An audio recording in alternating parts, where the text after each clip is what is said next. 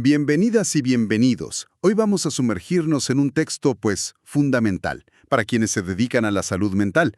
Técnica de la entrevista psicodinámica, de Isabel Díaz Portillo. Efectivamente, un libro que es como una guía inicial, ¿no? Para psiquiatras, psicólogos clínicos, trabajadores sociales, psiquiátricos, para todos los que están en esa línea de fuego del primer contacto. Y la idea central, si entendí bien, es que esa primera entrevista, ese primer encuentro, es muchísimo más que solo recabar datos, ¿verdad? Sí, totalmente. Se trata de intentar comprender a la persona en su totalidad, sus conflictos, sus relaciones pasadas y presentes, y hacerlo con un tipo de escucha muy, muy particular. Una escucha respetuosa y profunda, dice la autora. Exacto. La meta es como transformar esa entrevista, que a veces puede ser fría, en un encuentro humano significativo. Y Díaz Portillo nos rieda de la mano, viendo los pilares, los principios psicodinámicos que lo sustentan, qué es realmente esta entrevista, el rol tan importante y a veces complicado del entrevistador, Ajá.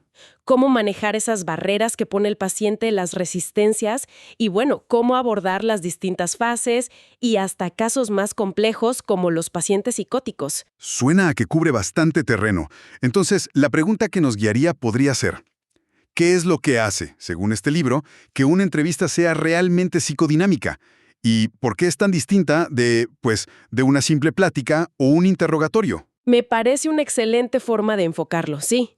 Vamos a ir desgranando esa respuesta, capítulo por capítulo, si te parece, empezando por las bases. Perfecto. Los primeros capítulos, el I y el II, ponen como los cimientos. Las preguntas que buscan responder, imagino, son: ¿en qué idea se apoya esta forma de entrevistar? Y más directo, ¿qué diablos es una entrevista psicodinámica para Díaz Portillo? Justo esas. El capítulo I, que habla de los principios psicodinámicos, nos recuerda algo básico pero crucial. Los síntomas que vemos, la ansiedad, la depresión, conductas raras, lo que sea, no son porque sí. Tienen un porqué oculto, digamos. Exacto. Tienen un significado, aunque no sea obvio, y está ligado a broncas internas, a la historia de esa persona. Claro, menciona conceptos freudianos como inconsciente, superior, represión, pero la idea central es esa: hay algo más allá del síntoma visible. Entiendo. No es solo apagar el fuego, sino ver de dónde viene la fuga de gas, por decirlo así. Ándale, buena analogía. Y con esa base, el capítulo 2 define la entrevista. Y aquí viene la definición que es como el corazón del libro. A ver, ¿cómo la define? La llama procedimiento técnico tendiente a desarrollar un proceso de comunicación en el seno de un vínculo interpersonal cuya meta es el establecimiento de una relación de trabajo a través de la cual se busca esclarecer los conflictos psíquicos presentes y pasados. ¡Wow! Sí que es densa. Pero cada palabra pesa, ¿no? Procedimiento técnico, o sea, no es improvisado. Proceso de comunicación, vínculo interpersonal, relación de trabajo, esclarecer conflictos, rompe totalmente con la idea de llenar un checklist. Totalmente. En corto, no se trata solo de sacar información, sino de construir juntos, paciente y terapeuta, una relación de confianza para poder explorar los nudos emocionales, los de ahora y los que vienen de atrás. Y la autora lo pone en contraste directo con el interrogatorio, ese que solo busca el dato objetivo y se pierde, lo más rico.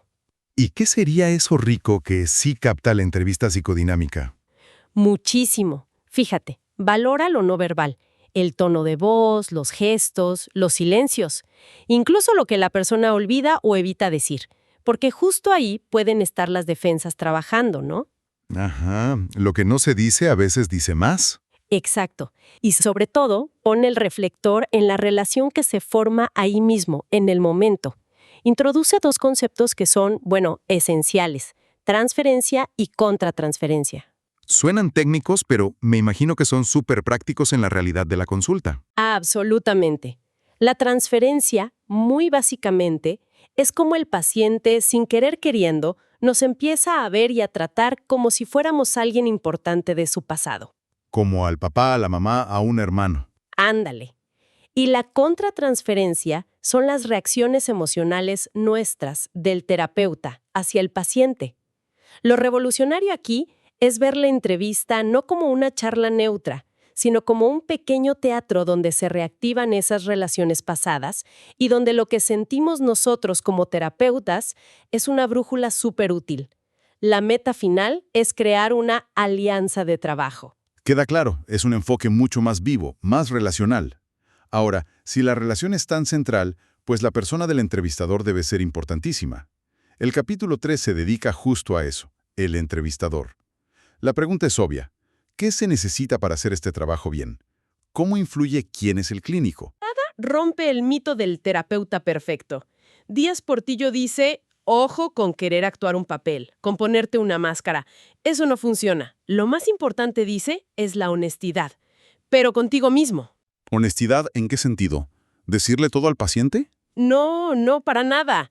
Honestidad en mirarte tú. El libro te empuja a preguntarte, ¿por qué hago esto? ¿Qué me mueve, consciente e inconscientemente?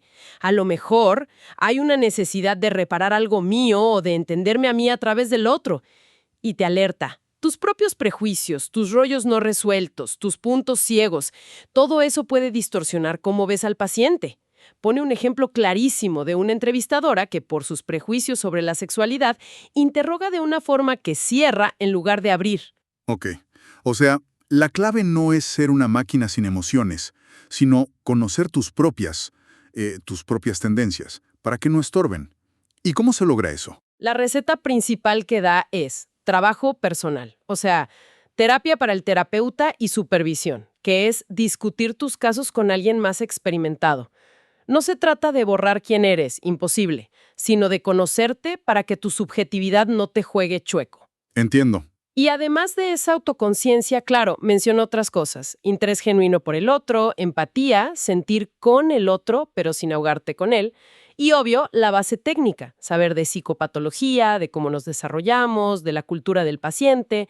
Y algo vital, adaptar tu lenguaje, no usar jerga innecesaria y evitar actitudes defensivas. ¿Actitudes defensivas como cuáles? Pues como tutear a tu amundo sin pensar si es apropiado o ponerse en un plan muy distante, como de yo soy el analista, sábelo todo. La autenticidad es clave. Tiene sentido.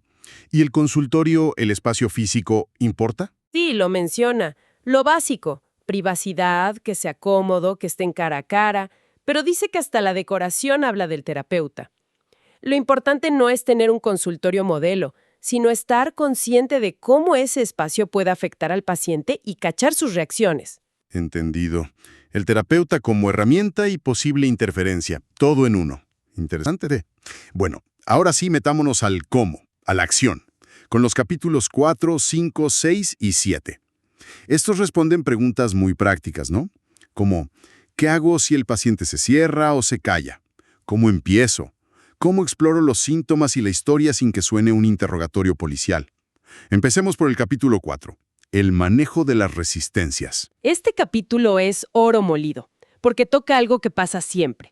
La gente no llega y suelta toda la sopa así nomás. La resistencia es, pues, cualquier cosa que frene la comunicación. El silencio tenso, hablar de puras trivialidades, llegar tarde, olvidarse de la cita. Cosas que pueden sacar de quicio, me imagino. Claro, pero el libro dice, no lo veas como algo malo que hay que destruir. Es información súper valiosa. ¿Por qué se resiste? ¿De qué se está defendiendo esa persona? Y da pistas de cómo manejarlo. No suena fácil. Sí da ejemplos concretos. Por ejemplo, con adolescentes que no quieren hablar, menciona un caso Lina. Sugiere entender que quizás están siendo leales a su familia. Si hay silencio, diferenciar. ¿Está pensando o está a la defensiva? Si el paciente pregunta mucho, ¿busca controlar la situación o de verdad no entiende algo? Si se va por las ramas con 1000 detalles, ¿qué tema está evitando? ¿Y la técnica es? No es presionar ni atacar la defensa. Es más bien señalarlo con tacto, algo como, noto que cada vez que tocamos este tema, cambiamos la conversación. O confrontar suavemente. La interpretación profunda de esto significa tal cosa, inconsciente, eso se deja para mucho después, si es que se hace en la entrevista inicial. Ok, primero entender la defensa, no derribarla a la fuerza. Y una vez que digamos se abre un poquito el canal, ¿cómo arrancar? Eso lo ve el capítulo B, el inicio de la entrevista. El arranque es clave, marca el tono.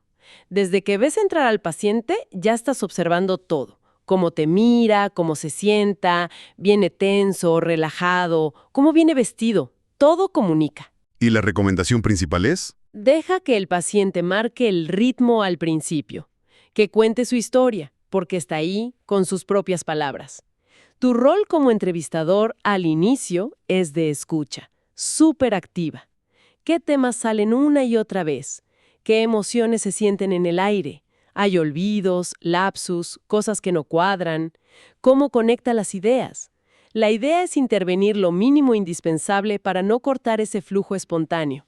Como no meter tu propia agenda demasiado rápido. Exacto. Y claro, pones atención al lenguaje. Habla muy lento, como en la depresión, o muy rápido, como en la manía.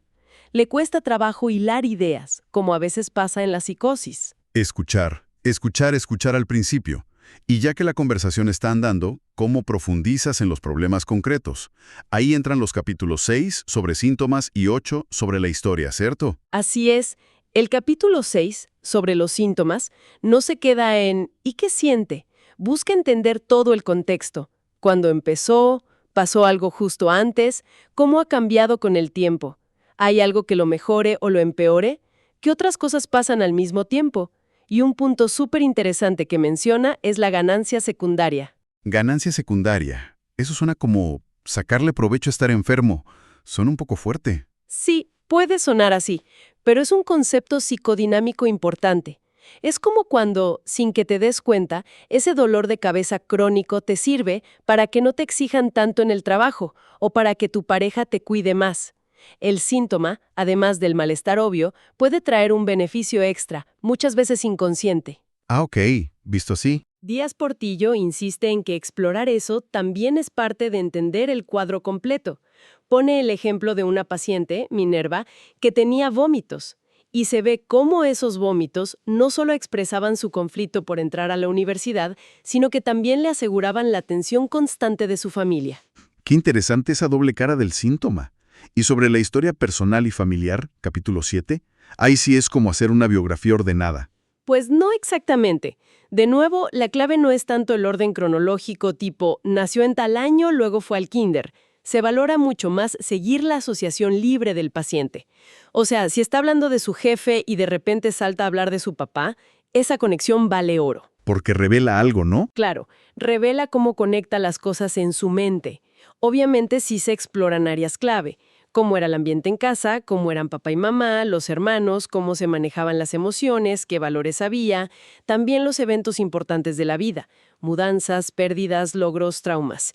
Y el desarrollo psicosexual, la infancia, cómo vivió el control de esfínteres, los juegos, la sexualidad, pero siempre buscando la conexión con el problema actual, con lo que lo trajo a consulta. No es recabar historia por recabarla. Entendido. Es una exploración del pasado, pero con la brújula en el presente. Bueno, ya vimos cómo recoger información, cómo manejar la dinámica. Los últimos capítulos, 8º, 9º y 10º, se enfocan en darle sentido a todo y en casos especiales. Las preguntas serían, ¿cómo integro todo esto para entender el estado mental general? ¿Y qué onda con los pacientes psicóticos? ¿Se entrevista igual? Exacto. El capítulo 8, Integración del estado mental, va de eso. ¿Cómo armas el rompecabezas? Y ojo, no se trata necesariamente de aplicar pruebas psicológicas formales en esta primera entrevista, sino de integrar todo lo que observaste durante la charla. ¿Observaste como qué? Pues, ¿cómo está su percepción? Oye voces, ve cosas que no están, alucinaciones, o interpreta mal lo que sí está, ilusiones. ¿Cómo está su pensamiento? ¿Es lógico? ¿Tiene ideas raras, delirios, obsesiones? ¿Va muy rápido, fuga de ideas o se bloquea? ¿Cómo están sus emociones? Triste, ansioso, indiferente, plano, muy cambiante, lábil, está conectado con la realidad, o sea, sabe dónde está, qué día es, orientación. ¿Cómo anda la memoria? Su capacidad de juicio para tomar decisiones. Y algo crucial, ¿se da cuenta de que algo no anda bien con él o ella? Insight. Es como ir juntando todas las piezas que fuiste viendo. ¿Y el libro da algún ejemplo de cómo se hace eso? Sí, y eso ayuda muchísimo. El capítulo IX presenta un caso clínico completo. El de Juan, un chavo de 21 años. Describe cómo sus broncas con su homosexualidad en una familia muy rígida parecen desatar síntomas psicóticos, como ideas de persecución y rituales. Ajá. Y el capítulo te muestra paso a paso cómo se van conectando los datos de su historia, los síntomas que presenta, su estado mental, para formular una hipótesis psicodinámica. O sea, una idea tentativa de por qué y para qué desarrolló esa crisis. Es un modelo súper útil de cómo pensar un caso clínicamente. Ese ejemplo seguro que aclara mucho. Y finalmente, el capítulo X, que habla de la entrevista con pacientes psicóticos. Me imagino que ahí sí cambian bastante las reglas del juego. Cambian muchísimo. Ahí la meta principal a veces no es lograr entender toda la historia en la primera sentada. A veces la meta es mucho más básica y a la vez mucho más difícil. Lograr establecer un mínimo de comunicación, un puente, una relación de trabajo, aunque sea muy frágil. ¿Y qué se necesita para eso? La honestidad del terapeuta es clave, pero sobre todo una paciencia infinita.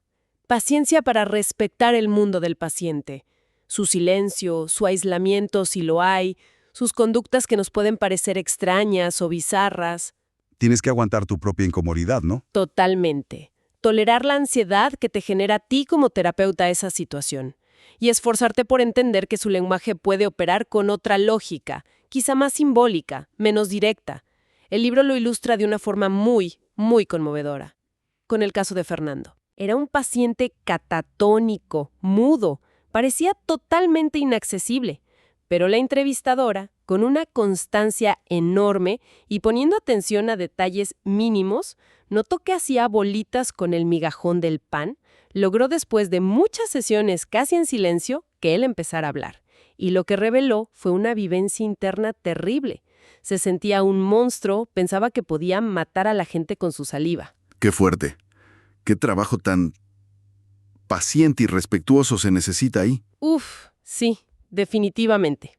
Bueno, creo que hemos recorrido los puntos clave de técnica de la entrevista psicodinámica. Queda clarísimo que para Díaz Portillo esto es mucho más que una simple técnica. Es casi un arte. Sin duda. La presenta como una habilidad súper compleja que pide no solo saber teoría, sino desarrollar una capacidad de escucha muy, muy profunda. Muchísima conciencia de uno mismo, flexibilidad para adaptarte a cada persona y un respeto enorme por el otro y su sufrimiento. Sí, se trata de buscar el significado que está escondido, la historia única que hay detrás de cada síntoma, de cada conducta.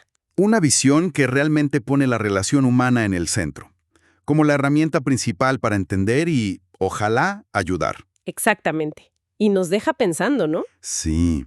Si entendemos la profundidad de esta forma de entrevistar, de escuchar, aunque no seamos clínicos, ¿cómo podría eso cambiar nuestra manera de escuchar a la gente en nuestro día a día?